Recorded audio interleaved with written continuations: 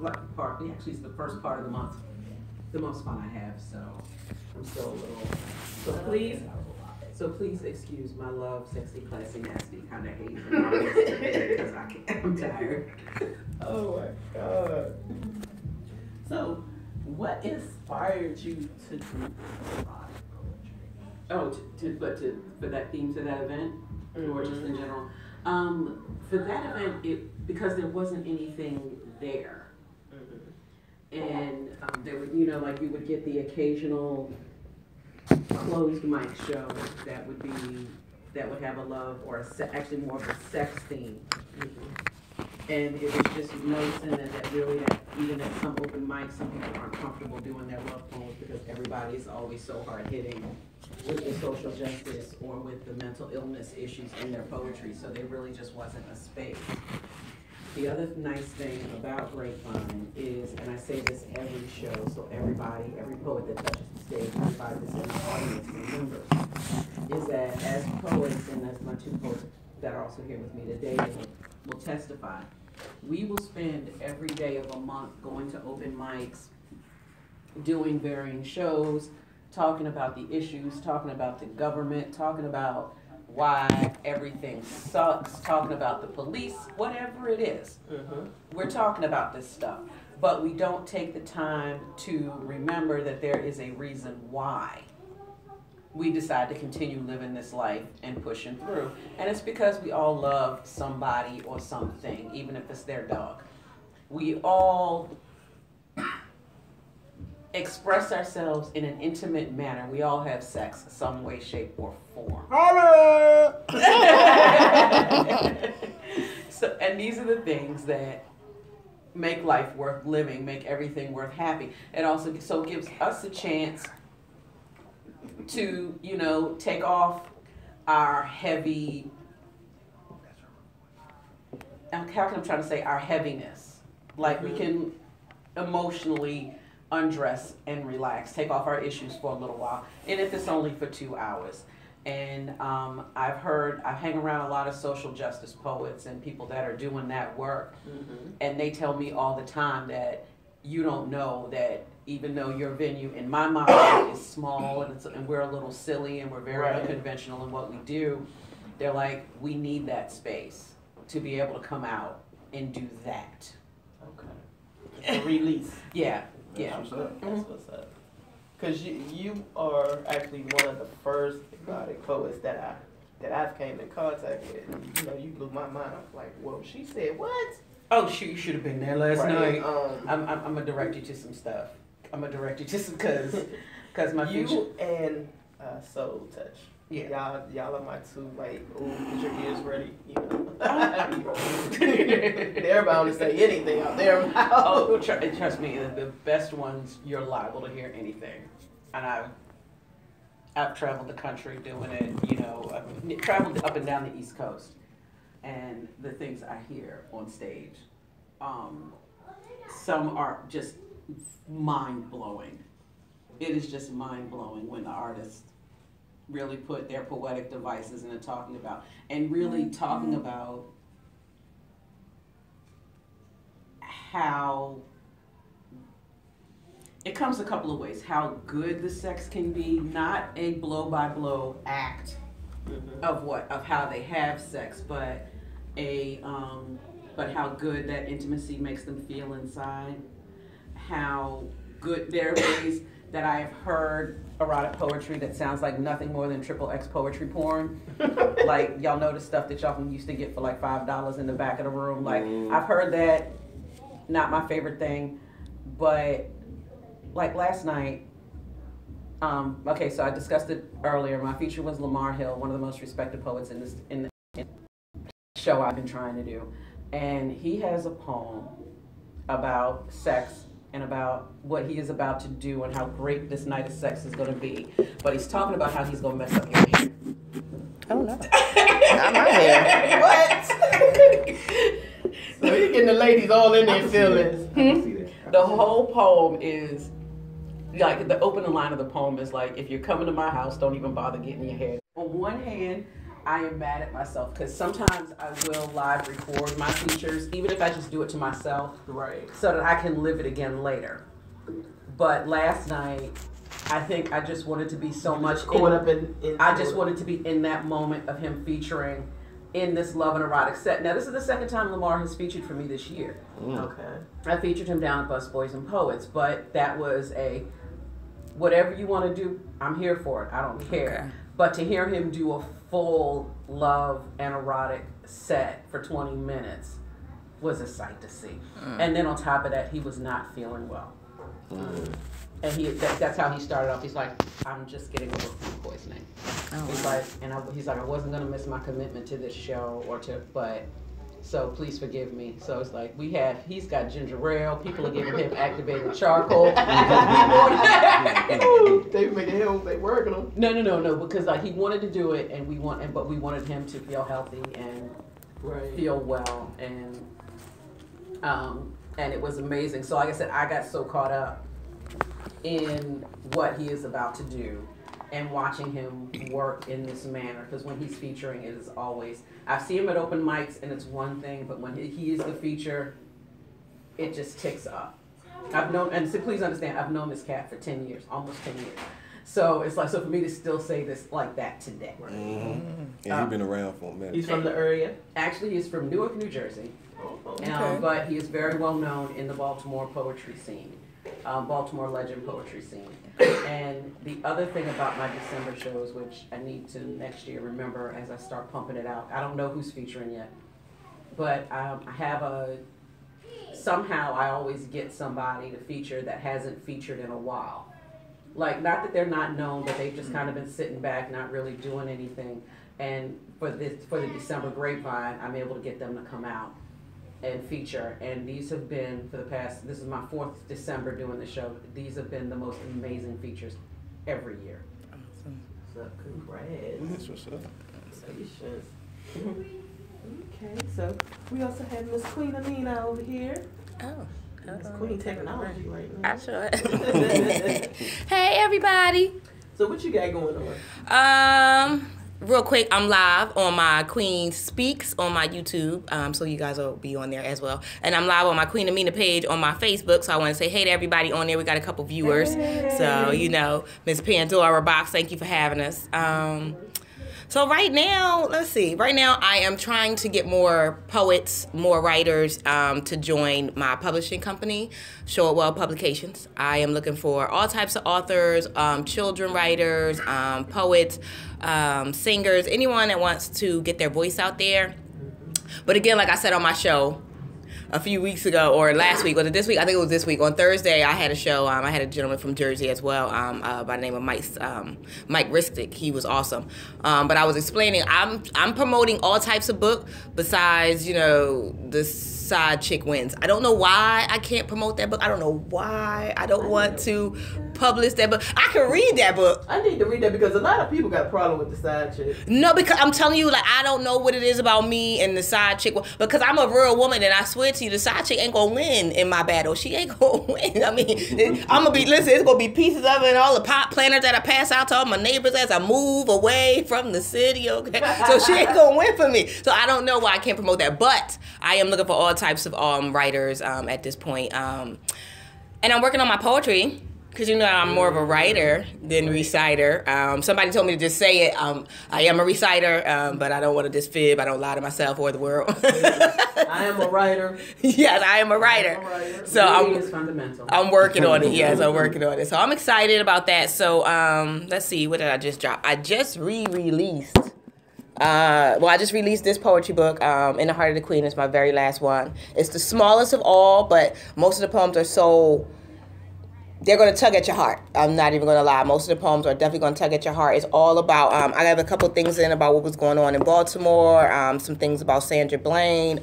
So it's like three chapters. Basically, it's in the heart, in the mind, and in the spirit of the queen. So you can see how I function, what makes me move, what makes me tick. This one, The Queen Has Spoken, it's been out for about a while. And I love, love, love this one. This one is very, very deep. I mean, this one had, I mean, I talk about everything from police getting off. I have a poem in here called Please Stop Killing Us. It's basically about police that you took an oath to protect and serve, and now we see a police and we just know we dying. Like, we don't even think we're going to make it home. So it's a poem in there that basically lets them know, you know, if you want the respect of us, you know, basically, please don't just go to work with the ambition of, okay, I'm going to kill 5 people today. You know, or I'm going to just lock people up and just mess up families and lives. So that's what this one is about, and it's pretty deep, pretty awesome. The other one, Enter the Mind of the Queen. This is my very first one that I let come out. This one is all about things that I think about. It's love poems, it's queeneration poems, it's why a queen doesn't necessarily have to have a king in her home to be a strong queen type of thing.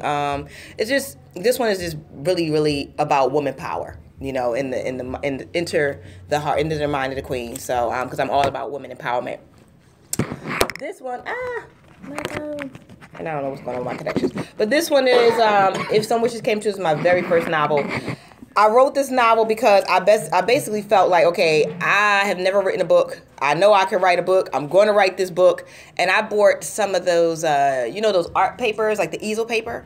I bought one. I laid on it. I said, I'm going to do this book. And I don't care what anybody says. And I got my little pajamas on. And I got on top of the easel paper. And I just started writing. And this is the finished product. I actually incorporate some of my poetry in the book. The young girl in the book, she has a great family. However, for some reason, she gets lost into the streets, ends up in a girl's home, and then she has to figure out what's more important, a family that loves you or street credit, street respect. You know, and I realize a lot of people say that in life, oh, well, you know, they respect me because, okay, but can you read? Can you function? Can you take care of yourself? So this book is all about, you know, changing your own stars and doing something different for yourself. So this is why I love this book. And again, like I said, I incorporated some poems in it so people know that I stem from the world of poetry. However, I can enhance your mind. And yes, to everybody that's going to read this book that says, oh my God, did you do the things in the book? Even if I did, that was a past life. We're not going to discuss it. We just going to break the book on Amazon and call it a day, okay? So that's what I've been up to, just writing. I'm working on another novel right now. It's called Queenie Secrets. And I don't plan to release that one until March. But it's a story about a young girl who didn't realize that she came from, I guess, like a gangster type of family. So she's actually an assassin in the book, but she comes from North Philly, like you know, a lot of people I know because I'm a Philadelphian all day. But it's a really interesting book. It takes her from being totally alone to being a protector, a guider, and just trying to get her family back together after she figures it all out. So that one's interesting. I'm having a little writer's block with it, but we're going to hope and pray that it gets out by at least March. And again, all of these are under my new publishing company that I opened for myself. Well, like I said, I'm accepting people, but it's under Showwell Publications. This is my new logo. And I got a really, really awesome graphic designer now by Alicia in, where is she? In Texas. So Alicia Stand Up, Texas Stand Up. And that's really all I got going on right now. Oh, wait, no, I'm lying. I have a new show on my own radio station called Queen Speaks Radio. The show is called A.M.I.N.A, Amazing Mentors, Independently Nurturing Artists. It's every other Thursday at 8 p.m. Eastern Standard Time. Please tune in. I'll be talking to all types of people. I'll be doing a couple different shows. My next show coming up is the 8th, which is not a Thursday, it's a Friday for all those that just love the Queen. I'm getting a tattoo, so I'm going live on there. So y'all get to see my pain and my pleasure and my progress all at the same time for that show. So I got a couple things going on. And the next show after that is the 15th, where we'll have a gentleman in the building by the name of Ray Manley. He was a poet. He's out of Virginia, and now he's a battle rapper. So he's coming live to the Palace. Yeah. So his poetry is awesome too. So he's coming live to be on the show too. So it's going to be awesome. But that's what the Queen got going on right now. So find me on Facebook, please. Poetess, Poetess, Queen A.M.I.N.A. Find me on YouTube, The Queen Speaks, and find me on Instagram, Queen A.M.I.N.A S. My daughter made that one. I don't know how to work that one yet. Yes. So what are some of the things that inspire you to write, like in the spur of the moment? For me, inspiration is everywhere. I am more inspired off of my daily life. I try to teach lessons through the things that I survive. So if I had a bad week with the kids and I didn't kick their butts and hang them in the closet. I will write a poem about how hard being a single parent is, raising some children by yourself, and if I had one of those weeks where, it was just so much drama, people fighting over parking spaces, I will do a poem about how life is too short. Just smile and be happy, and just saying hello goes a long way. So I write all poetry off of life experiences because I don't watch the news. It's heartbreaking, so. Okay. Do you often get writer's block?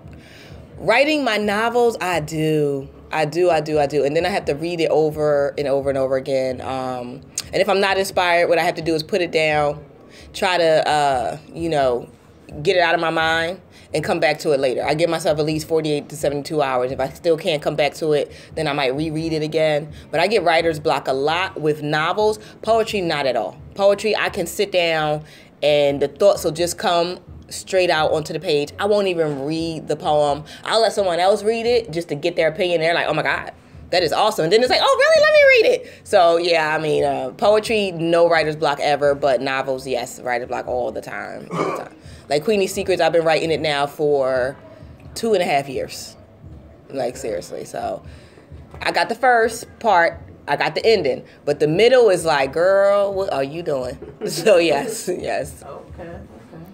And of course, we got Brother Rob over here.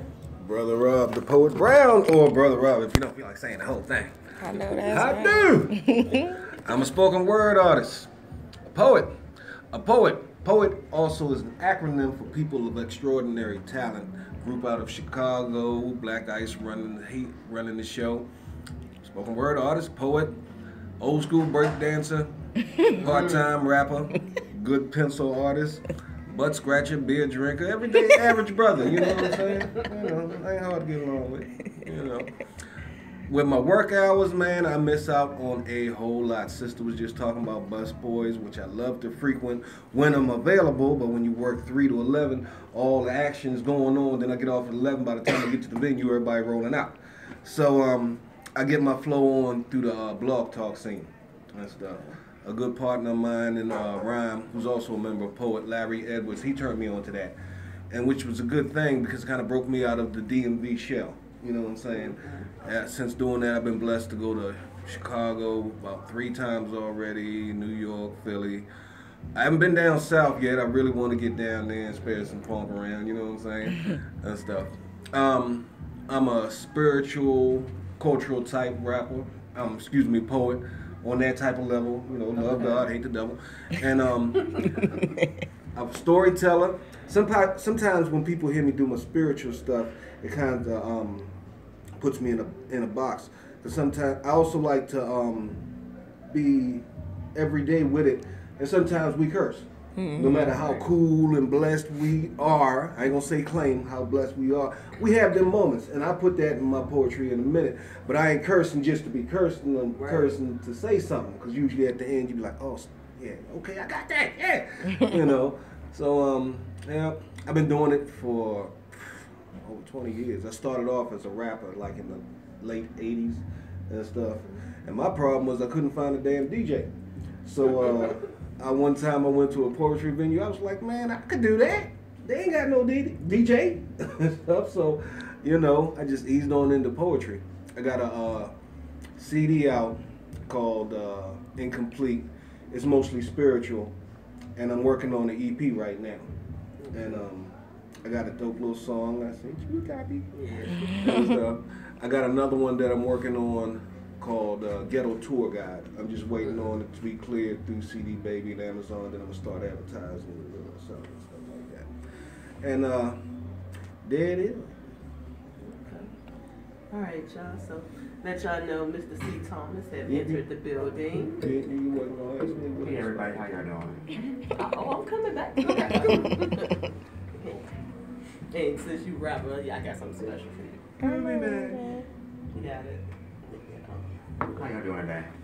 Fine, how are you? What up? Good I'm morning. tired, but I'm doing good. Did you do a show last night? I was at one. Okay. Woke up 4:40 yesterday morning, didn't get to sleep until 2 this morning, so yeah. Running on why? Why? I am C. Thomas. I am a local DMV poet here in DMV. I am a host for Busboys and Poets 5th and K, first Wednesday. I began my journey with poetry at the age of 13. I read a poem by Maya Angelou, Still I Rise, which was Maya Angelou being a staple for a lot of poets. And a lot of poets who actually looked up to poetry didn't know anything about it. So who did they run to? Maya Angelou, because for me, that was the only name at the time that I knew. I read Still I Rise, and that poem inspired me to either pick up a pencil and to write a sentence of anything, of any caliber, in conjunction with a lot of life experiences at a young age. Because at that time I was battling, I don't want to say battling because that's a nasty word for me. At that time I was coming to recognize that I was gay. Okay. And growing up in the early 90s as a young teenager, it was hard because, you know, children are mean.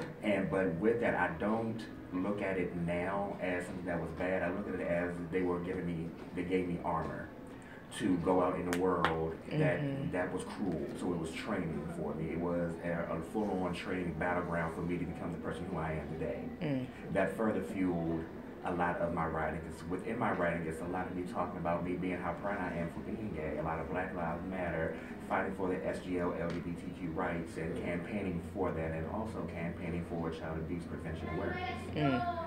I am a published author. This is my recent book, Bernard's Bedroom.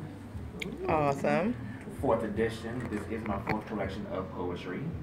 I also have a CD by the name of, matter of fact, let me pull the CD out. I forgot I had it with me. A CD by the name of Established 1980. Okay. And from there, I just writing, performing, being on the stage is just one thing that I can honestly say I do right, because I'm actually right then and there. I'm allowed to really, truly, honestly be myself and breathe absolute truth and honesty. And it's just amazing to me. I don't do it for the whole stunts and the whole publicity or the accolades or the popularity. I do it because, one, it was something that actually freed me. It was something that was there for me growing up, going through what I was going through and dealing with. And it was also a platform for me to just get stuff off of my chest.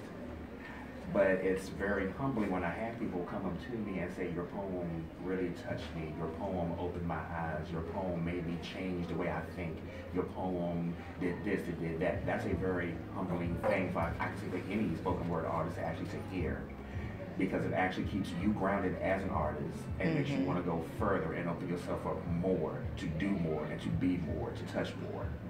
Okay. And you say 13, and that's what you read. 13, I was like, I don't want to read that. You know, in school they be telling you to read. I'm like, I don't want to read that. But you know what? The school didn't tell me. I just read it myself. I just picked it up and just read it. I've always been that type of person. I didn't wait for someone to tell me to do something. Because if I wanted to do it, I did it.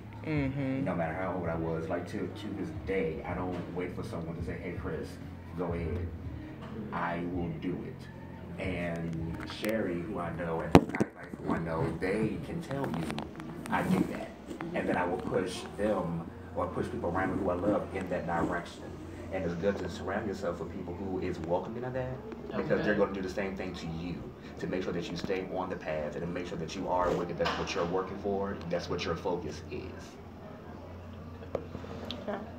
Swing it back real quick, because that is the one thing about the DC scene in general that I love. I grew up in the Baltimore scene and the DC scene as I came through as a poet and open mic artist. In the Baltimore scene, which is amazing, they force you to write. Okay. Like, Chris, will you agree? Let's see, you will agree with me that you cannot go onto a Be Free stage with baloney. It's very accurate. Very accurate. Yeah, you gotta they force you to write. Okay. In the DC scene, it's they push you along. Like, okay, yeah, you've got the words, you've got the performance, now we need you to do this. And they are going to lovingly annoy you until you do whatever that is they want you to do. That's a good way to put it. They will lovingly annoy you. So we're still waiting on this, whatever that may be. Well, all I heard is that now I can be a busboy and poet on Mondays and Wednesdays is what I just heard. That's all I know. Okay, wait a minute. We don't get paid for this plug, but I'm gonna go ahead and run this plug. Busboys and Poets is a community space. Yep. We offer open mic nights at 6. Is it 6? The 7th one isn't open yet. So it is 6. It's Brookland, Shirlington, Hyattsville, Tacoma, 14th and V, and 5th and K. Where we both work. I'm going to 5th and K. No, we were okay. 5th and K. Right, Him and I just at 5th and K. We're both at 5th and K. He is first week. I am second week. Each night that you go, Monday through Thursday, at the different locations, and I'm gonna run them down where you are, so anybody listening can take notes and come back to this later. It's a different host every week of the month. So if you go this Monday, which is gonna be first Monday of the month, you come back on second Monday, it's somebody else. That's how they work it. So there's different hosts at different venues. We have specialty shows currently at the Tacoma Park location on second Wednesday, so a week from tomorrow will be Sunday Jazz and Verse. I also do a show at Tacoma Park on December 22nd. The Pajama Jammy Jam Slam is back. We will discuss that further later. Yes, it is a love and erotic poetry slam with a $100 cash prize. She be trying to make you write this stuff, man. We will discuss more of that later. This is a Busboys plug in general. Every Monday, we are at Busboys and Poets Brooklyn over by Catholic University, and Busboys and Poets Shirlington, which is in Northern Virginia. On Tuesdays, we are at the Flagship Store, which is at 14th and V over by U Street. On Wednesdays, as Chris and I discussed, we are at 5th and K because we run this. He is first Mondays, I'm first Wednesdays. I am second Wednesday, so he is there this week, I am there the following week. Okay. So y'all both on Mondays? No, Wednesdays. Wednesdays, okay. Wednesdays. On Thursdays, you are at Busboys and Poets Hyattsville. Okay. The Ville. Cover is $5. Tickets are currently available on Eventbrite with a small, like Eventbrite fee, so it comes up to $6.27. Follow busboysandpoets.com for more information, to find out about the hosts, to find out who might be coming. Some of them have their features up, some of them don't. But definitely find out and come on out, because I know I have a good time. I know Chris has a good time, so I'm pretty sure everybody else has a good time. Well, I actually like Busboys and Poets.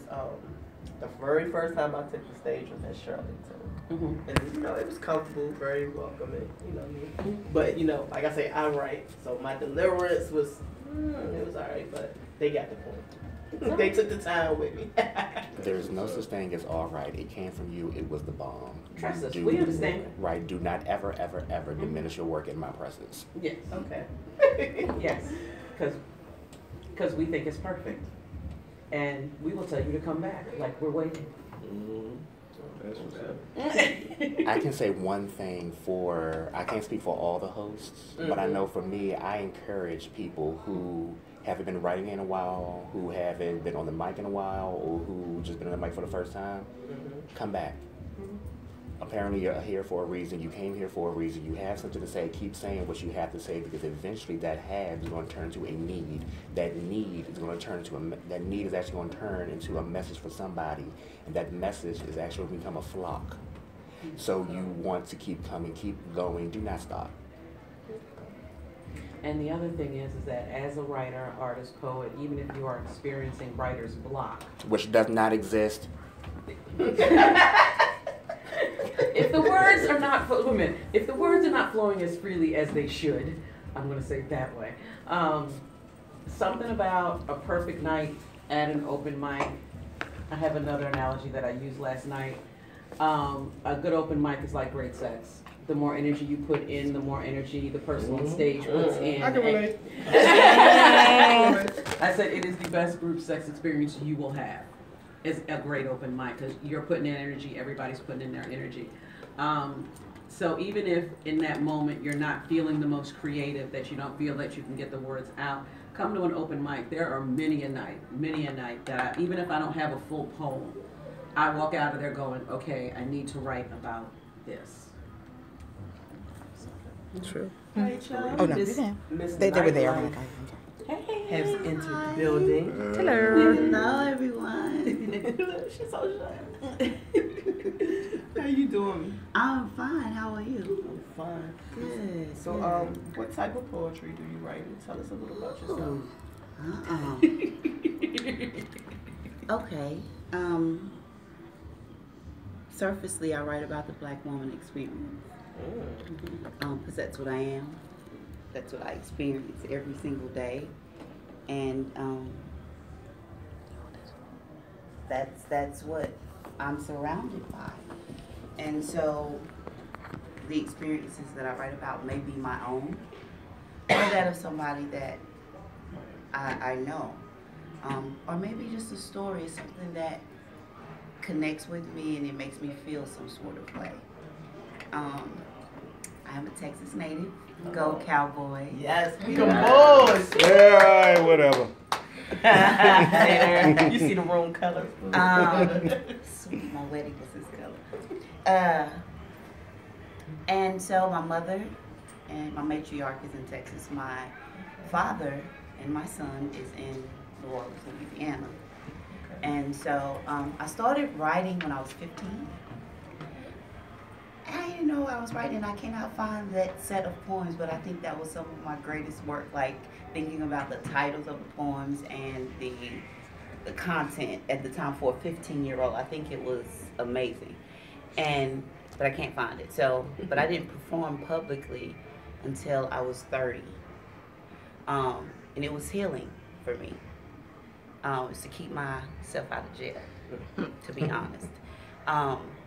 And that's so people laugh at me when I say that. And it's a joke now, but that's real. Yeah.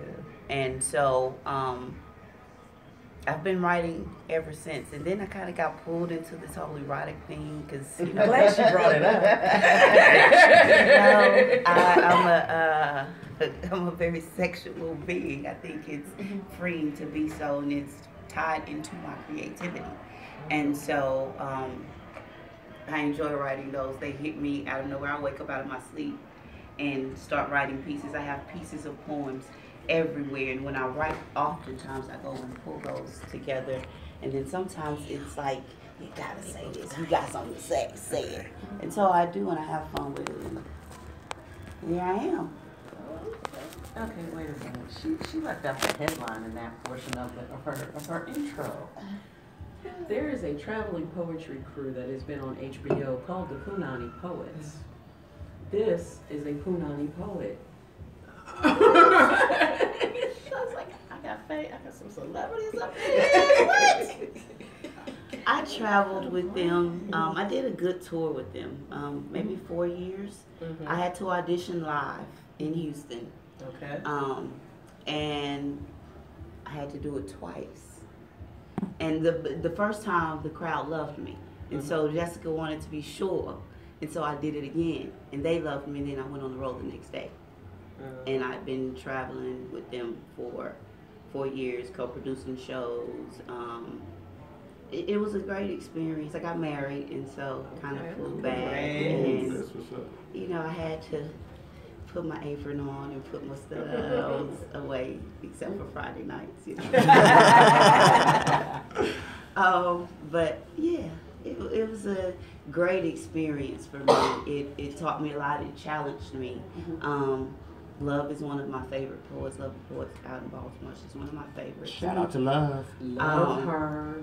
She was there, and I drew a lot of just study. I studied her in a sense, just the passion that she has when she writes and when she speaks, and her delivery, and it was a great source of inspiration. The whole experience was a great source of inspiration for me now. And yeah, so that's it. I do write books and stuff, Okay. I have to. I'm actually doing a signing tomorrow for my second one called Reclaiming My Time. This one is not a book of poetry. It's a self-care guide. But my first one is a book of poetry, and I have a CD. All of that is available on Amazon and Barnes & Noble. Okay. And so, yeah, I write sometimes. Cool. All right, so I have 5 poets here. What is the most exciting thing about a poet's life? I'll take this one. For me, the most exciting thing for me is the fact that I am human and that I can still do things humanly outside of poetry. Because when people who don't write poetry, they think artists are just these weird people who walk around shim shim shiroo, yes, I am Father Earth, I am Father. You know, we're not those people, not all of us. The fact that I can actually go out, have a drink, laugh, joke around with my friends, you know, just to, for me, that's self-care for me to stay grounded. Because when you do the things that we do, it's like you need some kind of let go. You need that separation. All the 3 of us, we do so much on, like, she said she has a book coming, book releases tomorrow. Sherry has the world going on. Yes, she has the world going on. I have the world going on. And all of this is centered around poetry. But at that time, it's like, Chris, you need to set time aside for yourself and actually to be Chris and not C. Thomas. And don't be that spoken word poet. Don't be that artist that's actually always on all the time. You have to be Chris. So for me, that is like the poet.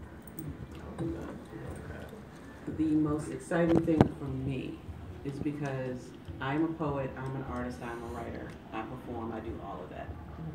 But first and foremost, I am a fan. Okay. And I mean this in the positive sense. I want to see the people that I support, the people that I love, in their moment.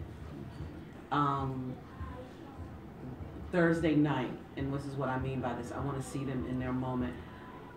We also, besides performance and all this other stuff, we also volunteer with students and discuss poetry with students and different organizations throughout the different cities.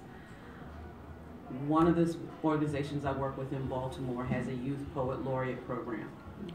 The 2016 Youth Poet Laureate released her book. Okay. Wednesday night. The official book release and first signing was Thursday night. She's a 21, 22-year-old lady, young lady, who I watched like just grow and come through the scene. And to see her in that moment as she's releasing the book in a room full of people on her college campus, that moment is what I live for in this community. Well, for me, what gets me off with it is the fact that I can do it. Because I get a rush when I get up there in front of everybody and stuff. When I was little, I came up in the country. Closest neighbors was like a quarter mile to a half a mile away and stuff, so there wasn't a whole lot to do. So when 5 o'clock came around and everybody watching Soul Train and everything, I used to take long ass walks and imagine how it would be to do what they do. You know what I'm saying? To me, the coolest people on earth back then was Michael Jackson, Sly Stone, and James Brown, and whatnot. I mean, they did the damn thing, and I used to just walk around looking at nature, imagining me doing that. So then as I got older and started doing it, the rush and then the stress relief that comes along with it, you know what I'm saying, and stuff. And just stand up there in front of everybody and all eyes on you, and you're not, I ain't gonna say I'm not afraid all the time and stuff, right? As soon as I hit the mic, yeah, I'm a little nervous. And I tell poets, because they ask, how do you do it? I be like, no, I don't look at anybody. As soon as I get there, I'm looking over the top of the crowd. I'm looking at the corners, I'm looking at that corner way across there. And then once I realize you're feeling me, then I slowly ease down and start making contact and stuff, you know? And like brother said, you never know who you're touching when you're doing this and stuff, you know what I'm saying? So I'm inspired by everybody I watch do it, because I do it. And you know, like how you were saying and how Queen was saying, I'm a writer, not a reciter. You know? And I'll tell you in a minute, the same way you talking, you're reciting. Sometimes you may not be rhyming, because a poem doesn't necessarily have to rhyme to make sense. So that same funk you put in your regular personality, just bring it with you to the stage. You know what I'm saying? Stuff. Be you. I like being me. It's a beautiful thing. And that's where I get on. Queen. Like I said, I'm kind of sort of like this lovely young lady. Poetry for me was a time where it was either write poetry to inspire or go to jail. And I had a daughter, so I didn't want to go to jail. So what I wanted to do was make sure I could inspire and enlighten it. So I started writing a lot of painful pieces, a lot of why aren't you there for me? Why don't you have my back? Why am I all alone? And then I had to start answering. I would read my poems and I realized I had the answers to those questions because I was never alone. As long as I had God, I was never alone. So I had to start answering myself to get myself out there, because as I wrote what I was writing, I was thinking to myself, I'm getting it out, and I didn't put my hands on a person, but as I was thinking about it, I was depressed and I cried and I was alone as a person. But as I read it, I felt like I was, I guess to say, purging my system. And I felt like when other people heard it, I mean, they would come to me like, girl, I need a copy of that poem. I mean, I was going through something like that and I didn't know how to get, but listening to what you went through and listening to how you got through it via your poem, I just want something as like a surrender prayer to just hang on my wall. And I didn't realize that my words were that powerful, or what I went through and survived was that powerful, or that many young women was going through what I went through and trying to make it. And me, yeah, I made it, but I only made it because I got pregnant as a teenager. My daughter, I had her when I was 17. And she's 21 now. But I felt like if it wasn't for her changing my stars, making me want to be a better person, those poems wouldn't have been poems. Those poems would have been me in jail writing in my little book like, I shouldn't have stabbed that girl in the throat. So I feel like, you know, the poetry helped me say, you know what, I'm glad I was able to enlighten, enhance, and motivate someone else through the pain that I experienced and survived. So that was what my motivation was as far as poetry. And that is still what motivates me. Because I feel like when I sit and write a poem about pain and someone crying in the corner, there is some little girl somewhere in pain crying in the corner. Because I was that girl. I would take half the loaf of bread, and my parents used to kick my whole butt for doing it, but I would take half the loaf of bread and hide in the basement in the corner by myself with one of those little, you remember the little flip notepads and those little things you press the button and the fish had to catch the little thing on the nose. I used to have one of those and a little notepad, and I would sit there with my bread and I would play that and I would write. And when people would listen to the things that I said, they would hug me and just be like, you're going to make it. God has a plan for you. You're getting it all out for a reason. And I didn't realize what that reason was until my daughter, who again is 21, at 16, she came to me. She says, Mom, you are my shero. I want to be like you. I've never seen a woman like you. You don't wait on no one to do anything. You don't take the time to say what I need. You just get up and do. And you don't have anybody to help you. You don't care if you got to walk through 80 feet of snow, knowing that you got a blood disorder. You do it. So having my own 16-year-old come to me and tell me I was the bomb is my motivation, is my light, is why I continue to go. Even though I don't have the same pains that I used to have, I'm motivated by them. So that's what motivates me. And a lot of things that's going on in the world is what makes me say people need to hear my voice. I mean, like I said, a lot of the I don't know if anyone, if y'all watch certain things like I do, but I was watching a show and it was a family. I don't know, the girl, it was like a 13-year-old girl and a 12-year-old girl, and they had an argument. The mother of the 12-year-old girl helped the 12-year-old girl like break into this other child's home, and the mother and the 12-year-old jumped the 13-year-old after they broke into her house. Things like that is why I write what I write.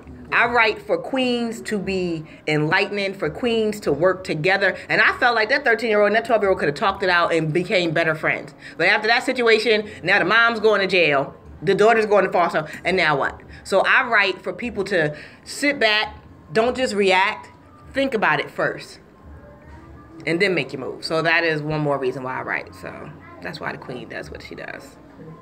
And the thing I want to ask you is, everybody, when I recite my poetry or say something, everybody thinks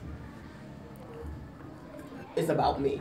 They don't understand that as a poet, we could be sitting on a bus and you could be over there with your child and we could just like read your whole energy. They don't understand that. And we go and get the right thing. But you know, like with certain poems that you recite, has it been easy for people to be like, oh, he talking about him, or she talking about herself, or you know?